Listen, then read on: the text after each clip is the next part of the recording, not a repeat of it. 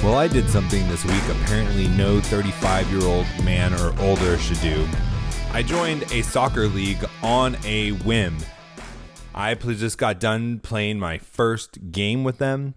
I thought I was going to get like a couple weeks after I signed up to get in shape, to start picking up my running.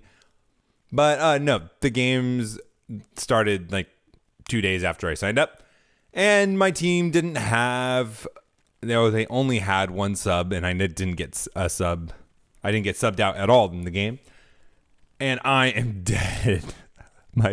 I fell down once on the field just from my quads hurting so bad in the game. Usually you don't get sore till after the game. I was out of shape. I'm just, oh my goodness. I mean, I'm not in soccer shape, that's for sure. My back's hurting now. I'm like seizing up. So if I seem a little loopy, I'm not doing drugs. Don't worry. I'm not, I didn't fall off any wagons. I didn't take up any bad habits. I'm just a little loopy because my body is just about to shut down. It's not like the old days where you could just, pick it up and go play any sport you want to do. You really got to work up to it nowadays in your 30s. It's a very, very sobering thought. But let me tell you, I am excited about this show because of the billionaire making a power move to get Jack Dorsey out of the CEO position of Twitter. Wow. That is a great story. I can't wait to talk about it. Welcome to How to Build a Tent. We're part of the Fight Laugh Feast Network. Go over to flfnetwork.com. Put in HTBT in the mount filled. You'll get a sweet mug. You get tons of other great benefits. You get $100 off our conference coming up, which is a huge bonus. It pays for itself, basically. So go over there to flfnetwork.com. You can email me, Matt, at howtobuildatent.com. You can find me on all the social media sites, How to Build a Tent.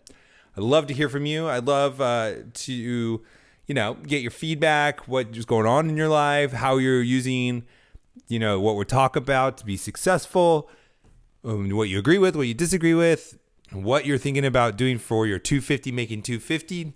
That's my goal this year, of getting 250 of you individuals or family members to start a business and simply make $250 of revenue a month. The modest goal, just to get you into the rhythm and get you into the motions and understanding all the different things that go into business. I was thinking about this the other day. I was thinking more about how I want you guys to think of yourself more as a business when you're talking with and negotiating with your employers as an individual. And we don't think of that. We don't think that way.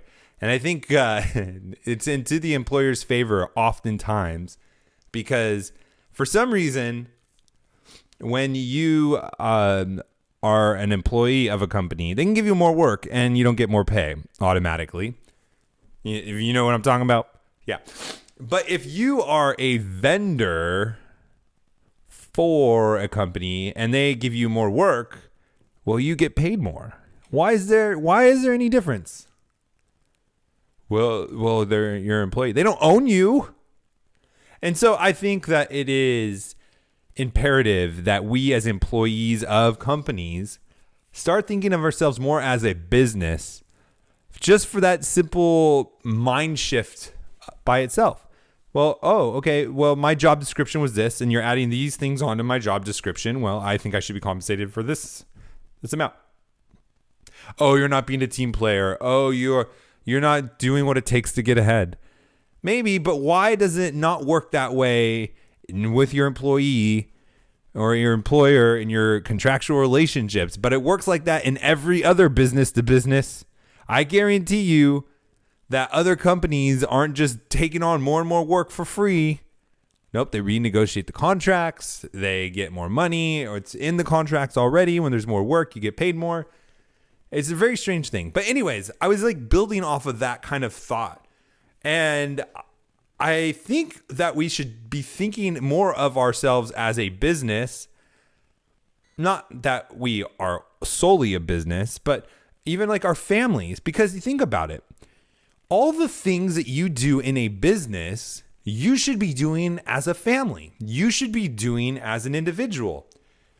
You need to market yourself to get a job. So you have a resume, you have LinkedIn updated, you have your social media accounts hopefully locked down. We're not saying anything too crazy where you're not going to get fired because, they check, right? So you have your marketing, you have your finances, you have to budget your own bank account. You have to budget your own bank account. You have a legal department. You get speeding tickets. You go to court. You are constantly trying to live under the law, right? So you have a legal department. You have operations. You feed yourself. You go to work. You have logistics. You manage your car, your gas. All of these things. A business is no different. And I was thinking that if we would just give ourselves credit, a pat on the back, that we're pretty much running an organization already. Family, you are an organization, right? Technically, an organization, 2 or more people with a common purpose. Hopefully your family has a common purpose. That's a key I've noticed to have a very healthy, successful relationship and a successful family, is you guys are going towards a goal together. But think about that. And if you would just start considering that about yourself, giving yourself credit, well, then maybe starting a business wouldn't be so intimidating because you already do all of the things. It's just going to be applied to something else now. It's more than just yourself. It's more than just your own skills. And maybe that will help kind of get people more comfortable with business. I hope it does. Let me know. I'd love to hear from you about that. Alrighty. A billionaire. I haven't even really thoroughly read this article. I read the first few paragraphs, and I want to read this with you because it's so exciting. Billionaire Republican buys major Twitter stake. May oust CEO amid GOP concerns of bias, report says. Oh, I love it. I love it so much because Marcus and I have gone back and forth on this, and we've talked about it. We've had shows about it. We've tweeted about it, where Marcus thinks that we need to build our own social media sites. And I say, okay, maybe. And if you can, go for it. But it's really hard. And there's already lots out there you've never even heard of because a lot of people are trying to duplicate the success of the Facebooks, the LinkedIns, the Twitters, the Instagrams, the Snapchats. There's way more than that. And we were just talking about it, and we know that a play needs to be run. And Marcus was saying that that would be one. But here's one that's even bigger. Not to say that, oh, Marcus is wrong or I was wrong or whatever. It doesn't matter. But we never even were thinking about this. I didn't even know there was a Republican who was thinking this way with the kind of resources to do it. A billionaire Republican, I'm reading from Fox News now, mega donor. Mega donors are like the people that can get things done because of how much money they give people. Yeah, so he's loaded.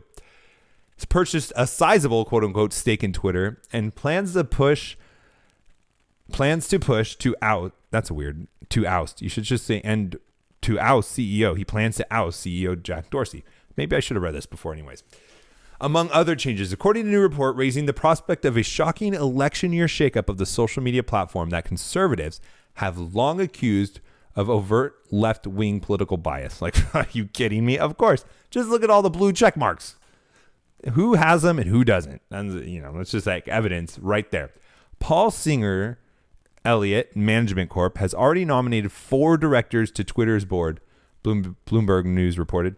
Citing several sources familiar with the arrangement, the outlet noted that unlike other prominent tech CEOs, Dorsey didn't have voting control over Twitter because the company had just one class of stock.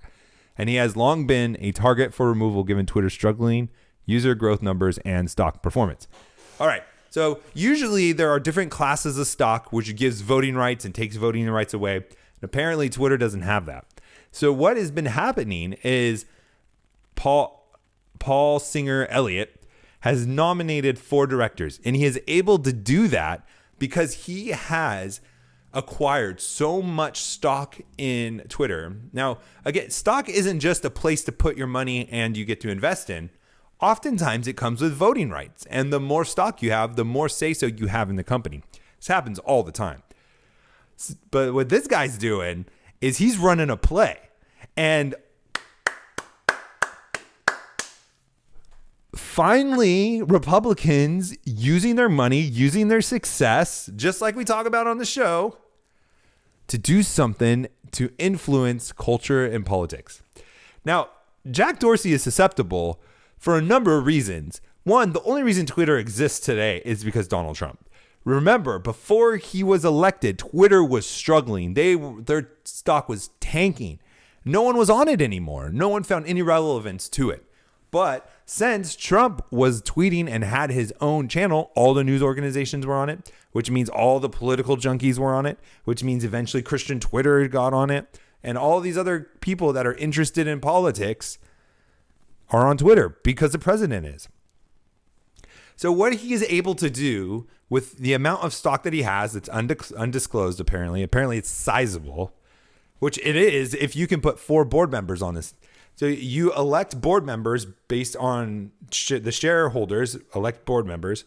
The board members can vote and replace the CEO. The board members don't just decide how much money and what their packages are, their bonus packages, but they can remove the CEO.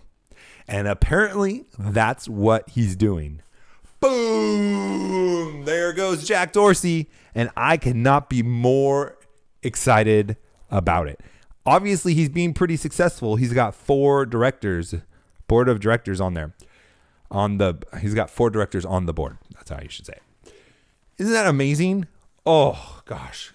We need more people like this. And that is why this show is important. And not even just the show, but this mindset. And even if you don't watch the show, listen to this show, be talking to people about just the mindset of needing to be successful so that we can run plays like this. This is incredible. This is great. Usually we only see this from the left. So I'm really excited about this. All right, let's take a break, talk about Kingsman Grooming products.